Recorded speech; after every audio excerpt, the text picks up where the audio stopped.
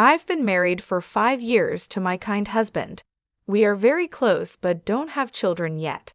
We were looking forward to the day we would, until the accident happened. Please listen to this unbelievable story. My husband is kind to everyone, not just me. My parents adore him too. I have a sister who is very focused on her career. My husband got along well with her, even though she was always busy with work. Suddenly, my husband's work became very busy. He started coming home late and working on his days off. He was put in charge of a team and was always on his phone, staying in touch with his team members. Looking back, people might have found that suspicious, but I didn't. I just worried about his health. Then my sister, who lived alone in her own apartment, decided to move because of a new job. She wanted to buy furniture for her new place, so I planned to take her shopping in my car on a Saturday. However, on the day of the trip, my boss called, and I had to go to the office. This was the only day off my sister had, and I didn't want to cancel. I realized my husband had the day off, which was rare lately. I asked him if he could take my sister shopping instead. He saw the trouble I was in and agreed, even though it felt a bit awkward. He asked if he could borrow my car since his was being repaired. I was grateful for his help and went to the office to deal with my work problem. It was the first time my husband and sister went out alone together. I wondered if they were doing well and if they had found the right furniture. After I finished dealing with the problem at work, it was dark. I pulled out my phone to call my husband and sister for dinner. That's when I got a call from an unknown number. "Hello. Am I speaking to Eric's family member?" a stranger asked. "Yes, I'm his wife. This is the police. Your husband has been in an accident." The man who said he was a police officer told me that the car my husband was driving had been in an accident. Both he and his female passenger were unconscious. I don't remember what I did after hearing the news, but I rushed to the hospital. I told the emergency receptionist my name and was taken to the ICU. Through the glass window, I saw my husband connected to tubes and covered in bandages. I was very worried about what would happen to him. My mother, who lived far away, arrived later, and we spent an anxious night together. The police told us more details about the accident. They said Eric had been driving on a clear road when a car ran a red light and hit him. The other driver was also seriously injured and being treated at the same hospital. The driver said Eric's car had been acting strangely before the crash, so the police were checking if Eric had fallen asleep at the wheel. A few days later, my husband and sister woke up and the doctors ran some tests. My mother and I were called in to hear the results.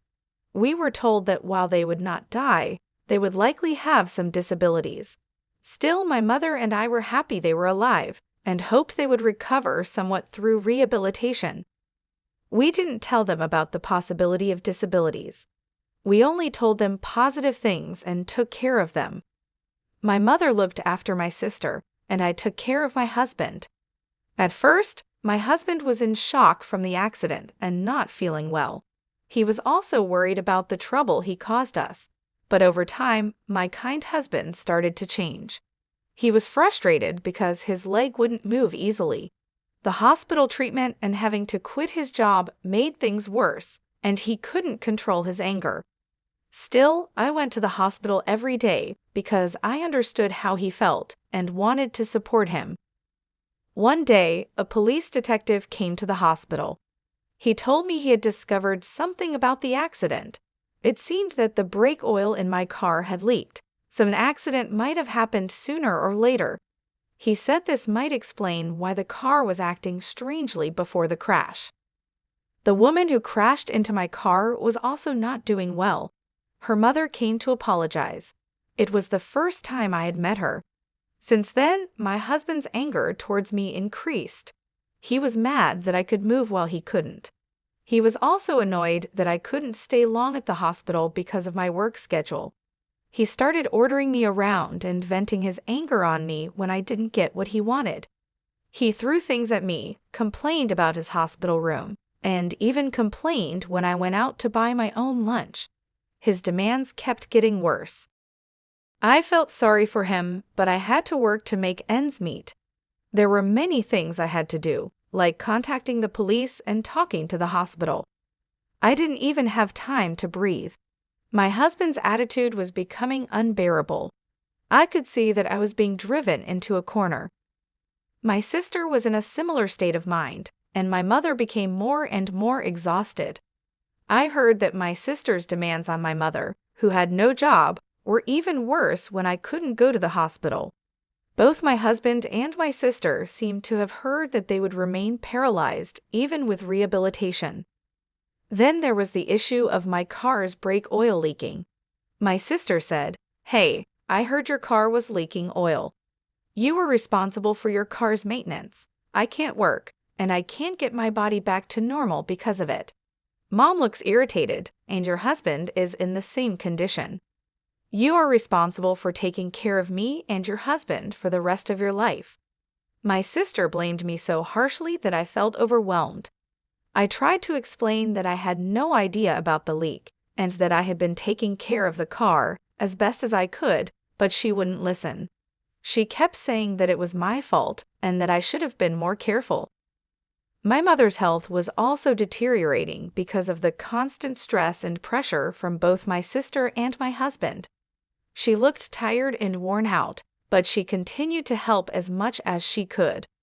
I felt guilty for putting her through all this, but I didn't know what else to do.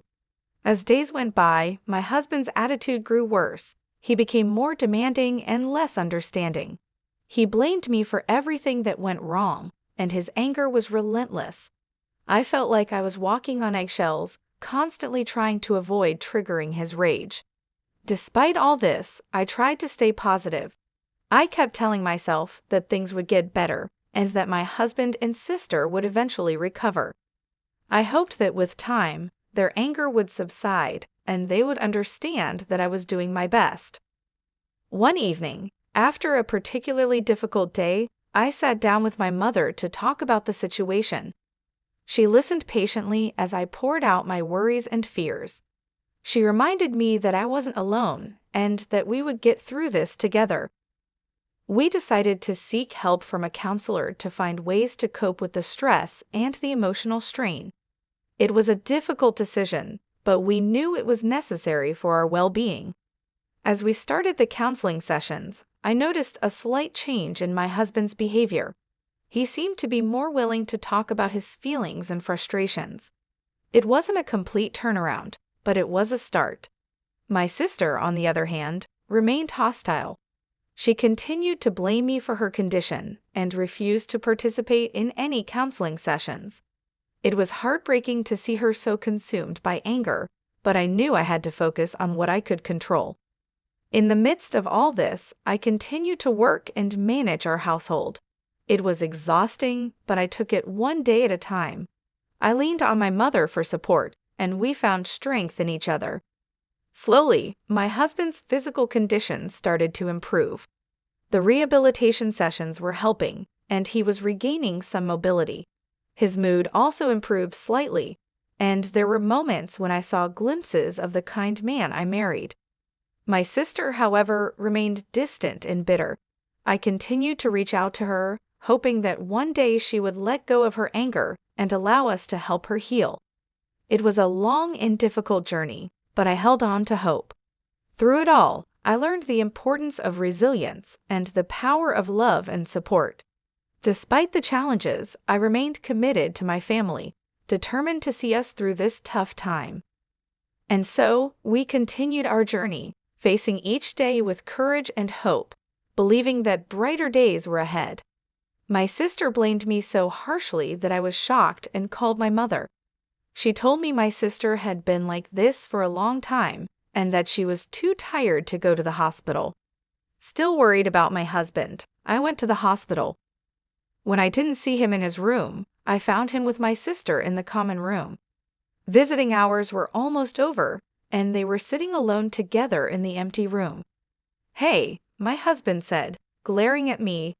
"I heard that if you had just taken the car in for inspection, none of this would have happened." "Yeah, but," I started to say. You are the reason why your sister and I are in this mess. The insurance will pay for it, and you're going to have to take care of us for the rest of your life. Remember that." Hearing those words, something snapped inside me. "Since when are you so close to my sister?" I asked. "What do you mean?" my husband replied. "You don't come here often, and your mom texted your sister to say she could come for a while. Since we both can't leave this place or walk, what's wrong with talking to your husband?" It felt like my husband and sister were ganging up on me. "I know, right," I said sarcastically. "You guys hadn't seen each other for a long time before the accident, right?" My husband ignored my question. "I'm talking about you taking care of us. You know that," he said. My sister didn't look at me but nodded when my husband said I would take care of them both for the rest of their lives. I didn't expect an answer, but I kept asking anyway, hoping they might understand how I felt. "I wonder if the person whose car hit you is getting better now," I said. "How should I know?" my husband snapped. "She ran into us when the traffic light was red. It's just unbelievable." "That's right," my sister added. "You can't imagine how scary it was. We really need to make sure we get some compensation from her, and I was so close to getting a promotion too. If I didn't cut in, they would just keep on complaining." I decided it was time to expose the truth. "There's something I need to let you know." "What?" "First of all, I had my car inspected before the accident." "Did you? Then the dealer should be sued. There's no way they didn't know the brake oil was leaking." "I know, right? So, right after the accident, the police called me. They wanted to know the cause of the accident, so they asked if they could look at my drive recorder. But that old drive recorder doesn't record sound, and it also doesn't start recording until after the accident, so you can't get anything out of it." "I see, it's just like I thought. You didn't know I had gotten a new drive recorder." My sister looked up in surprise. "What?" "I also installed another camera inside the car." Her face grew paler and paler. Drive recorders nowadays can start recording with even a slight shake of the car. The police contacted me and said they had seen the data." My husband looked confused, and my sister looked so pale she almost collapsed. "You were up to something, correct?" I confronted her. "What do you mean?" she asked, panicking. "You did something to the car," I said, turning to my husband. "You talk to her like she's your girlfriend." My husband stopped talking, apparently in panic. "I told you earlier that a slight vibration would start the recording, and so many intimate scenes between the two of you were recorded." I was so embarrassed when the police asked if it was my sister who was in the car with my husband. The blood drained from my husband's face. "You guys had been having an affair all this time. You had completely fooled me." Not knowing what to do, my husband started blaming my sister. "Linda isn't the only one at fault here." At that moment, the mother of the woman who had crashed into my car came to the hospital room. I had asked her to come over. "Don't you have anything to say to her?" I asked. My sister was taken aback by the sudden appearance of the small, frail woman. "Whoa, who's this?" she asked. "She's the mother of the woman who crashed into you. She should be the one paying for all this." Surprised by the woman's tears, my husband stopped talking. "She's the mother of the woman who crashed into you," I repeated. "She's also the mother of the woman who was your victim. Her name is Kelly. I'm sure you know who she is." Hearing the woman's name, my husband turned completely pale. My sister started to panic. "What is this? Do you know the woman who was driving the car?" she asked. "That means they knew it was your car, and she crashed into it. Who is she?" As my husband seemed at a loss for words, I decided to tell my sister what was going on. She was having an affair with Eric. He had told her that he would get a divorce soon, but he didn't. So when Kelly lied to him that she was pregnant with his baby, Eric told her to get an abortion. After that, she couldn't get in touch with Eric and wanted to hurt me to take revenge. "Wait, so that means," my sister started. "Right, you were in the wrong place at the wrong time," I replied. I can't believe I let something like this ruin my life, my sister groaned. The reality is that there is nothing you can do about it, no matter how much you cry or scream, I said. This didn't happen to completely innocent people. Now you understand what happened. You two were having an affair behind my back, and Linda was trying to get me injured or killed by messing with the brake oil in my car. But then she got in the car herself and ended up in the accident. I am the victim here. I was going to try not to divorce you if you apologized and confessed everything during your hospital stay, but you never showed any remorse. On the contrary, you treated me terribly. Do you remember how we wrote our divorce papers right after we got married? I never thought I'd use them, but I submitted the papers today. So you and I are no longer married. Bye.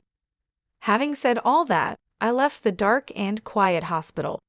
I felt free, having finally released the resentment I had bottled up inside. But my mother was greatly shocked when she found out the truth. Not only was she hurt by my sister's infidelity, but she was also weighed down by the fact that she would have to take care of her physically disabled daughter all by herself. As I walked out of the hospital, I couldn't help but feel a mixture of relief and sadness. The weight of the betrayal from both my husband and sister was heavy, but the decision to finally free myself from the toxic situation brought a sense of liberation. The air outside felt different, lighter, as if a burden had been lifted off my shoulders. I got into my car and sat there for a moment, taking deep breaths. The city lights flickered around me, and the hum of traffic was a comforting reminder that life goes on. I thought about everything that had happened, from the accident to the shocking revelations. It felt like a whirlwind, and now I had to figure out what my next steps would be. When I got home, I found my mother sitting in the living room, looking lost and tired. She had been through so much, and I could see the toll it had taken on her. We sat together in silence for a while, both of us processing the events of the day. "I'm so sorry, Mom," I finally said. "I didn't want any of this to happen. I didn't know things would turn out this way." She looked at me with a sad smile. "It's not your fault, dear. You did what you had to do. I'm just worried about your sister. I don't know how we will manage." "We'll figure it out," I reassured her. "We'll take it one day at a time. Maybe we can find some help for her, someone who can assist with her care. You're not alone in this. We'll get through it together." The days that followed were challenging. My sister's condition required constant attention, and my mother and I had to adjust to a new routine. We hired a nurse to help with my sister's daily needs, which provided some relief, but the emotional strain was still present. My husband, now my ex-husband, tried to contact me several times, but I ignored his calls. I had nothing left to say to him. The divorce was finalized quickly, and I made sure to cut all ties. I needed to move on and start healing from the trauma. Work became a sanctuary for me. It was a place where I could focus on something other than the chaos in my personal life.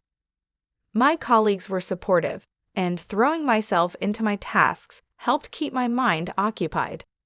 Over time, the wounds began to heal. My sister slowly came to terms with her new reality, and though our relationship was strained, we found a way to coexist peacefully. My mother, though still weary, seemed to regain some of her strength. We found a new normal, one that wasn't perfect but was manageable. Reflecting on everything, I realized how strong I had become. The betrayal had tested me in ways I never imagined, but it also showed me my resilience. I had faced the darkest parts of my life and come out on the other side, stronger and more determined than ever. Life moved forward, and so did I. The scars remained, but they were a testament to my journey and the battles I had fought. With each passing day, I embraced the future with hope, ready to build a new life for myself and my family. I've cut off all ties with Eric and Linda, but I couldn't leave my mother to handle everything alone. So I talked to the person responsible for the accident, accepted the necessary apologies, and asked her to compensate my sister, who was mistakenly involved in the accident, so my mother wouldn't be troubled. 3 years have passed since then. My husband and I are divorced, and I am living on my own. Back then, Eric and I were seen as a close couple, so the divorce surprised my coworkers. After that, more and more men approached me for advice. I thought it was because I was going through that phase when divorced women suddenly seem appealing to men. The image of my ex-husband lingered in my mind, and I couldn't bring myself to date anymore. I studied hard for a certification exam to build my career. I even joined an online business school that I could attend after work. When I was married, I never imagined wanting to do something like that. I never envied my sister, who had been a career woman, and I didn't think I would ever aspire to be one. But there I was, naturally aiming for that. Life is strange, I thought. Since then, my ex-husband has returned to his parents' house, but he seems to be treated as a burden by his family. His relatives blamed him for his bad behavior and the way he treated me. I hear that he is not doing well mentally and has been acting violently, causing lots of trouble for those around him. My sister also returned to our parents' house, but she too became mentally ill and continued to behave selfishly. My mother, exhausted, used my sister's savings and the accident compensation to put her in a care home. She asked me about it beforehand, but I had no reason to oppose it, so I told her she could do whatever she wanted. If I hadn't noticed anything back then, things might have been very different. I would have been like a slave for both of them for the rest of my life. I never thought about that before, but now I realize how different my life could have been. After everything that happened, I decided to focus on myself and my future. I studied hard and passed the certification exam I had been aiming for. This success led to a transfer to a new department where I could really use my skills and grow in my career. It felt good to achieve something for myself, to prove that I could rebuild my life. During this time, I also became close with the teacher who ran the online business school. We spent a lot of time together, and our friendship grew into something more. Unlike my ex-husband, he wasn't just kind to everyone, he was especially kind to me. He showed me what it felt like to be truly cared for and appreciated. We are soon to be married, and I feel incredibly fortunate to have found someone who supports and loves me. When I get home late from work, he makes sure to come back early to prepare dinner for us. He always thinks about my needs and makes an effort to create a happy and loving home. I have learned to cherish these small moments of happiness. They remind me of how far I've come and how much I have overcome. Every day, I feel grateful for the new life I have built and the love I have found. One evening, as I hurried home from work, I looked up at the stars and thought about everything I had been through. I made a wish upon a star, hoping for continued happiness and strength. The journey hadn't been easy, but it had led me to a place where I felt truly content. When I walked through the door, my partner was there, waiting for me with a warm smile and a delicious dinner ready on the table. His kindness and understanding were constant reminders of how much my life had changed for the better. We talked about our day, shared laughs, and made plans for our future together. My past, with all its pain and betrayal, seemed like a distant memory. I had learned to let go of the anger and resentment, and instead focus on the positive aspects of my new life. I found joy in the simple things, like cooking together, taking evening walks, and planning weekend getaways. My relationship with my mother also improved. She saw how happy I was and supported my new relationship. We talked often, and she visited us regularly. My sister was still in the care home, and while it was a difficult situation, my mother and I managed to find a balance. We made sure she was taken care of, but we also made time for ourselves and our own well-being. As my wedding day approached, I felt a mix of excitement and nervousness. I was about to start a new chapter in my life with someone who truly loved and respected me. On the day of the wedding, surrounded by friends and family, I felt an overwhelming sense of happiness and peace. I knew that I had made it through the darkest times and had come out stronger and more resilient. Looking into my partner's eyes as we exchanged vows, I felt a deep sense of gratitude. He had shown me what true love and kindness were, and I was ready to spend the rest of my life with him. Our future together looked bright, and I was excited to see where it would take us. After the wedding, we settled into our new life together. We continued to support each other in our careers and personal growth. We traveled, explored new hobbies, and made countless memories. Every day felt like a new adventure, filled with love and laughter. Reflecting on my journey, I realized that all the hardships had led me to this point. They had taught me valuable lessons about resilience, self-worth, and the importance of surrounding myself with people who genuinely cared about me. I had transformed my life and found happiness in ways I never imagined possible. As I looked forward to the future, I knew that I could handle whatever came my way. I had built a strong foundation of love, trust, and mutual respect with my partner. Together, we were ready to face any challenges and celebrate every joy that life had to offer. And so my story continued, not as a victim of circumstance, but as a person who had found strength and happiness in the face of adversity. I embraced each day with a grateful heart, knowing that I had created a life filled with love, hope, and endless possibilities.